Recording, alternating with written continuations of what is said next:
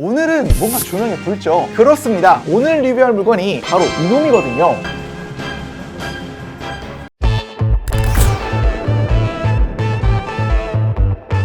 무려 북한에서 개발했다고 하는 이 스마트폰, 핵 말고 이런 것도 개발한단 말이야 싶은데, 일단 구성품부터 확인해볼까요? 제품명과 제조사가 선명하게 보이는 검은색 박스를 열면 스마트폰 본체와 함께 액정보호 필름과 강화열이, 투명 젤리 케이스, 설명서, 3.5파이 이어폰과 충전기가 들어있습니다. 주로 중국산 중저가형 스마트폰에서 보이는 푸짐한 구성인데, 아마 북한의 휴대폰 액세서리 샵은 없을 테니까 이렇게 넣어주는 거겠죠? 그리고 유심 카드를 통신사, 대리점 같은 데서 따로 구매한 우리와 달리 이 북한 스마트폰에는 강성이란 이름의 유심 카드가 구성품으로 들어가 있고요. 놀랍게도 자본주의의 꽃이라 할 수 있는 보험 증서도 있습니다. 북한답게 사용자가 무조건 이 보험에 가입해야 한다는 점만 빼면 조항 자체는 신기하리만큼 우리랑 비슷해요. 2년 동안 보험이 적용되고 그 기간 내로 제품이 고장나면 보험금을 지불하며 분실하면 같거나 유사한 성능의 폰으로 바꿔준대요. 다만 보험 대상 제외 조건이 좀 살벌한데, 사용자의 잘못이나 위법으로 핸드폰이 몰수되거나 이용이 중지된 경우, 대체 뭘 잘못하면 핸드폰이 몰수가 되지? 품질 결함이 있을 경우, 조작 체계 프로그램, 그러니까 OS에 문제가 있을 경우엔 보험 처리를 안 해준다고 합니다. 우리로 치면 하드웨어나 소프트웨어 품질 결함을 보험 처리 안 해준다는 건데, 대체 어느 정도의 완성도길래 이런 예외 조항이 있나 점점 궁금해지는군요.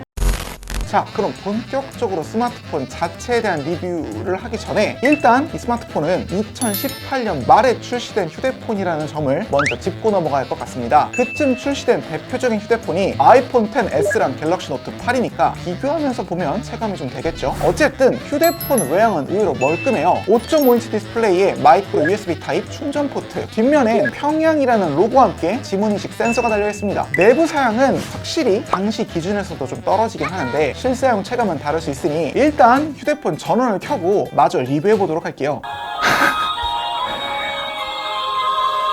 미쳤다.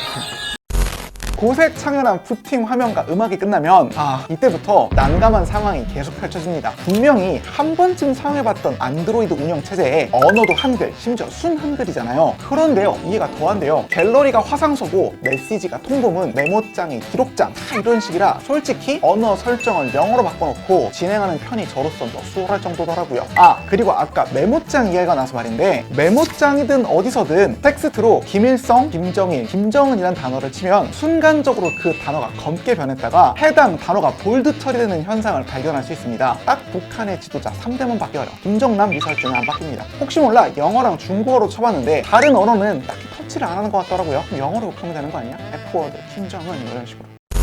자, 민감한 얘기가 나온 김에 여기에 달린 각종 보안 장치들에 대해서도 이야기를 안 할 수가 없겠죠. 외부 정보 유입을 극단적으로 꺼려해 인터넷 대신 자체 인트라넷을 구축해가며 체제 안정에 사활을 걸고 있는 북한 당국이 이 스마트폰에는 대체 어떤 장치를 심어 놓았는지 궁금해서 제가 몇 가지 실험을 조금 더 해봤습니다. 일단 이 스마트폰에는 열람 리력이라고는 앱이 하나 있습니다. 이 앱에는 내가 지금껏 어떤 파일을 켰는지, 어떤 화면을 봤는지가 모조리 기록됩니다. 당연히 이 내역을 지우거나 수정할 수 없어요. 또 이 휴대폰은 워낙 기본 용량이 적어서 SD 카드를 하나 꽂을 수 있거든요. 그런데 컴퓨터에서 이미지나 문서나 텍스트나 영상 파일을 SD 카드로 복사한 뒤 이걸 다시 스마트폰에 꽂으면 SD 카드 내의 파일들이 자동으로 삭제됩니다. 컴퓨터로 다시 열어봐도 SD 카드는 깨끗하게 비워져 있죠. 노래나 영상, 서적 등 허가받지 않은 파일들을 휴대폰에 전송하지 못하게끔 안드로이드 OS를 개조한 겁니다. 그럼 SD 카드는 무슨 쓸모가 있냐? 그 해답은 바로 이 북한판 플레이스토어인 자료 봉사에서 찾을 수 있습니다. 자료 봉사에 대한 도움말을 보면 앱을 다운받기 위해선 인증 파일은 구매하고 원천 파일은 다운로드하라는 설명이 나옵니다. 자, 여기서 인증 파일은 스마트폰에서 특정 앱이 실행될 수 있도록 허가해주는 열쇠 같은 역할을 해요. 아까 특정 파일이 외부에서 들어오면 자동으로 이를 감지해 삭제하는 기능이 있다고 설명했죠. 북한의 스마트폰은 어떤 앱을 다운받더라도 거기에 맞는 당국의 인증 파일이 없다면 그 앱을 실행할 수 없게끔 막혀져 있어요. 무허가 앱의 배포와 설치를 막기 위해 인증키와 데이터 파일을 구분하고 인증키 구입 내역을 저장해 주민들을 통제하고 있는 겁니다. 앞서 설명한 SD 카드 내 사진, 영상, 텍스트 파일들도 북한의 자체적인 포털 사이트를 통해 인증 파일을 구매하고 그 사이트에서 원천 파일, 그러니까 실제 데이터를 다운받아 SD 카드에 집어넣으면 삭제가 되지 않는다고 하더라고요.